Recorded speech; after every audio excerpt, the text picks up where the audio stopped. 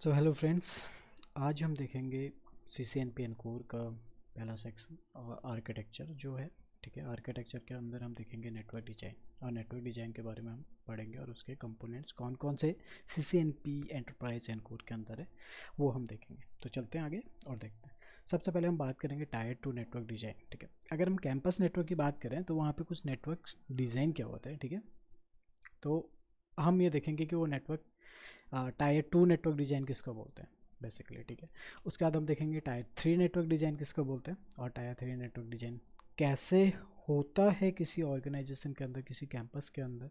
ठीक है, और इस टायर थ्री नेटवर्क डिज़ाइन के अंदर कौन कौन से कंपोनेंट आते हैं, ये सारे के सारे हम टायर थ्री नेटवर्क डिज़ाइन के अंदर देखेंगे, डिटेल्स में अभी कवर करेंगे। उसके बाद हम बात करेंगे फैब्रिक प्लानिंग कैपेसिटी की। ठीक है, तो आज हम पढ़ने वाले हैं टायर टू नेटवर्क डिज़ाइन क्या है, टायर थ्री नेटवर्क डिज़ाइन क्या है, और फैब्रिक प्लानिंग कैपेसिटी कैसे होती है और क्या है। ठीक है, तो सबसे पहले हम बात करते हैं नेटवर्क डिज़ाइन की। ठीक है, मैं यहाँ पे कुछ कैंपस डिज़ाइन को ड्रॉ करने की कोशिश करता हूँ। ठीक है, एंड ठीक है, लेट्स सपोज मेरे पास एक इंटरनेट कनेक्शन है यहाँ पे। ठीक है, और एक मेरा MPLS कनेक्शन है यहाँ पे। ठीक है, ये तो आप लोगों को पता होगा इंटरनेट कनेक्शन क्या है और MPLS कनेक्शन क्या है। ये जब भी आती हैं तो ये आपके ऑर्गेनाइजेशन में एक डिवाइस से कनेक्ट होती हैं, आपकी मैनेज डिवाइस से। ठीक है, और ये डिवाइस होती है आपकी, कहलाती है कोर लेयर। ठीक है, इसको बोलते हैं कोर लेयर। ठीक है, उसके बाद आप इसको एक्सपेंड करते हैं। ठीक है, आप इसको एक्सपेंड करते हैं और ये होती है आपकी डिस्ट्रीब्यूटेड लेयर। ठीक है, उसके बाद आप इसको एक्सपेंड करते हैं और ये होती है आपकी एक्सेस लेयर। ठीक है, और ये कुछ ऐसे कनेक्ट होती है, कोर डिस्ट्रीब्यूशन से कनेक्ट होता है, डिस्ट्रीब्यूशन एक्सेस से कनेक्ट होता है, और उसके बाद एक्सेस आपके पीसीज यहाँ पे कनेक्ट होते हैं। ठीक है,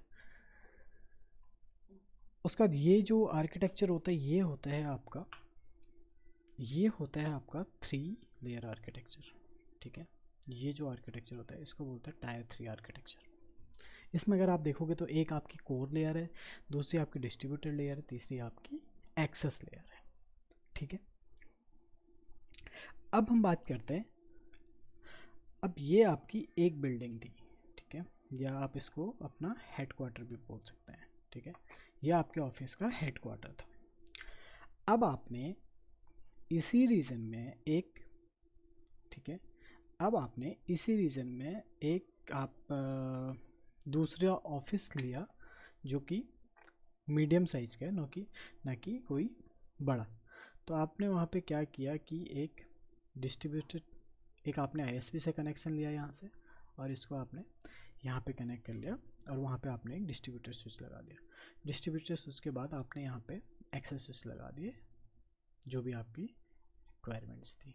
ठीक है, अब यहाँ पे आप देखोगे तो आपका सिर्फ दो ही लेयर है, आपका कोर लेयर नहीं है। ठीक है, ये यहाँ पे अगर आप देखोगे तो आपके पास थ्री लेयर्स थी, कोर, डिस्ट्रीब्यूटेड एंड एक्सेस। अब आपने क्या किया, यहाँ पे कोर आपने शेयर कर लिया और आपने एक पॉइंट टू पॉइंट कनेक्शन खरीदा जो कि आपके मीडियम साइज की ब्रांच ऑफिस में गया। ठीक है, ये मीडियम साइज की आपकी ब्रांच है, कोई बड़ी साइज नहीं है। तो आपने यहाँ पे क्या किया, एक डिस्ट्रीब्यूटर स्विच लिया और डिस्ट्रीब्यूटर स्विच को आपने एक एक्सेस स्विच पे कनेक्ट कर दिया। नीचे एक्सेस स्विच आपके मल्टीपल हो सकते हैं।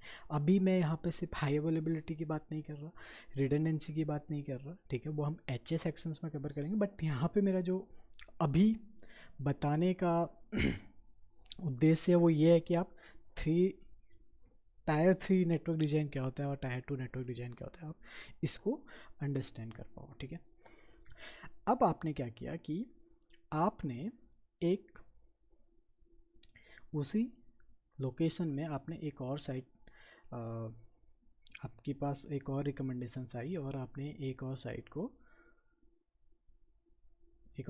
आपने सेटअप करना है। ठीक है, तो आपके पास रिक्वायरमेंट्स आई कि भाई नेटवर्क डिज़ाइन करो, और हमारे पास सिर्फ यहाँ पे 15 यूज़र्स हैं। ठीक है, 15 यूज़र्स के लिए आपको एक नेटवर्क साइट को तैयार करना है। ये भी उसी लोकेशन में है, कहीं आसपास में ही है, आपने क्या किया, आपने एक डिज़ाइन किया कि मैं यहाँ से एक कनेक्शन ले लूँगा, ठीक है, जो कि मेरे यहाँ पे एक डिस्ट्रीब्यूटर स्विच पे आएगा, और मैं यहाँ पे एक एक्सेस स्विच लगा लूँगा, ठीक है। आपने ये सबसे पहले आपने ये डिज़ाइन किया, फिर आपको लगा कि मैं सिर्फ 15 यूजर्स के लिए, ठीक है, इस साइट पे मेरे पास सिर्फ 15 यूज़र है, और इन 15 यूजर्स के लिए अगर मैं 2 स्विच लगाऊं तो कुछ कॉस्टली हो रहा है, ठीक है। तो आपने क्या किया कि जो ये डिस्ट्रीब्यूटर स्विच था, इसी में आपने एक्सेस स्विच भी लगा लिया और आपने इसको मर्ज कर दिया, ठीक है। अब आपका यहाँ पे क्या था, कोर अलग था, डिस्ट्रीब्यूटर अलग था और एक्सेस अलग था। टायर 3 की अगर हम बात करें तो इसमें आपके पास क्या थी, कोर नेटवर्क, कोर लेयर थी, ठीक है, डिस्ट्रीब्यूटर लेयर था और एक्सेस लेयर थी, ठीक है। आई थिंक इसमें कोई डाउट नहीं होना चाहिए। एक्सेस लेयर पे क्या कनेक्ट होती है, डिस्ट्रीब्यूटर लेयर पे क्या कनेक्ट होती है, कोर पे क्या कनेक्ट होती है, अभी हम इसके बाद उसको देखने वाले हैं। फिर आपने, हमारे पास एक मीडियम साइज आई और हमने वहाँ पे क्या किया, कोर को शेयर किया और हमने सिर्फ वहाँ पे डिस्ट्रीब्यूटेड और एक्सेस लेयर बनाई, तो तो ये क्या होगी, टायर 2 नेटवर्क डिजाइन हो गया, ठीक है। और उसके बाद फिर आपके पास एक स्मॉल साइट आई और जिस पे आपको सिर्फ 15 यूजर्स की ज़रूरत थी। आपने क्या किया, एक ही डिस्ट्रीब्यूटर स्विच खरीदा और उसी पे आपने दोनों का काम उसी पे कर दिया, ठीक है। तो ये क्या हो गया आपका सिंगल लेयर। और जो ये नेटवर्क है और ये नेटवर्क है ना, इसको बोलते हैं कोलैप्स, क्योंकि आपने कोर लेयर को ख़त्म किया, फिर आपने डिस्ट्रीब्यूटर को ख़त्म किया, फिर आपने एक्सेस को ख़त्म किया, ठीक है। तो ये था हमारा टायर 2 नेटवर्क डिज़ाइन और टायर 3 नेटवर्क। अब हम बात करते हैं कि जो कोर लेयर होती है उस पर क्या क्या कनेक्ट होता है। कोर लेयर की अगर मैं बात करूँ यहाँ पे, तो कोर लेयर में हमारी जनरली वैन सर्विसेज कनेक्ट होती हैं। जितने भी वैन कनेक्शंस आते हैं आपके पास, आपके ऑफिस में, वो सारे के सारे इसमें कनेक्ट होते हैं। राउटिंग डिसीजन इस वाले ही लेयर पे होती है, ठीक है। फिर हम बात करते हैं डिस्ट्रीब्यूशन लेयर की, ठीक है। डिस्ट्रीब्यूशन की अगर मैं बात करूं तो इस पे जनरली आपकी फायरवॉल कनेक्ट होती हैं, ठीक है। आपकी सिक्योरिटी यहाँ पे लगती है, ACLs, और आपके VLAN सेग्रीगेशंस होते हैं, आपकी SVI यहाँ पे कॉन्फ़िगर होती है। तो ये सारी की सारी जो भी चीज़ें होती है वो डिस्ट्रीब्यूटेड लेयर पे होती हैं। और अब फिर हम बात करें एक्सेस लेयर की, तो एक्सेस लेयर पे जनरली आपके एंड होस्ट कनेक्ट होते हैं। एंड होस्ट का मतलब हो गया आपके PC, आपके सर्वर, आपके APs, ठीक है। ये सारे के सारे आपके एक्सेस लेयर पे कनेक्ट होती हैं और ये एंड होस्ट होते हैं, ठीक है।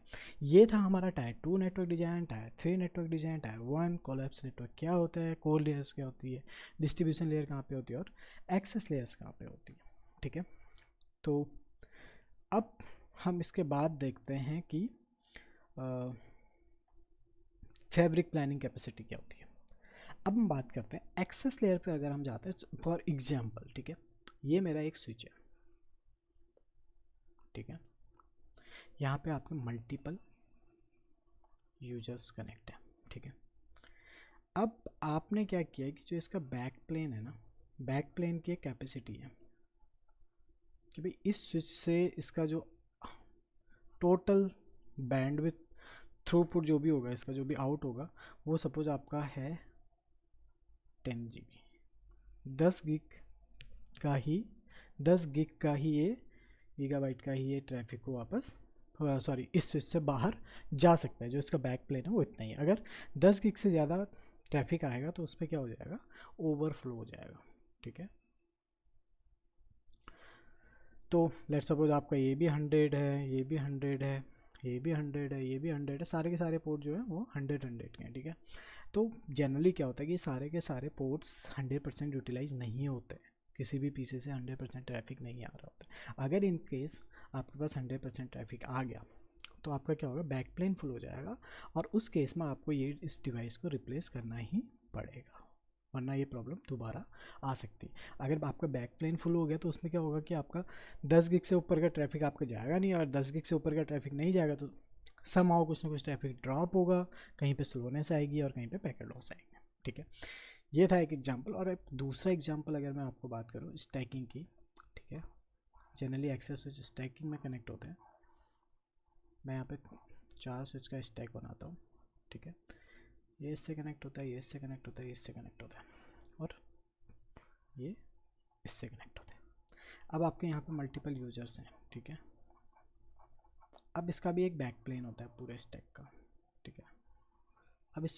अब यहाँ पे आपके सपोज जो यहाँ से ट्रैफिक इन हो रहा है वो ट्रैफिक आपका इन हो रहा है 40 गिग, और आपकी जो इसकी कैपेसिटी है वो है सिर्फ 40 गिग। तो क्या होगा, पूरा का पूरा फुल हो जाएगा। 41 गिग यहाँ से ट्रैफिक आ गया यूज़र साइड से, तो वो 1 गिग का जो ट्रैफिक है ना वो अदर ट्रैफिक को भी डिस्टर्ब करेगा।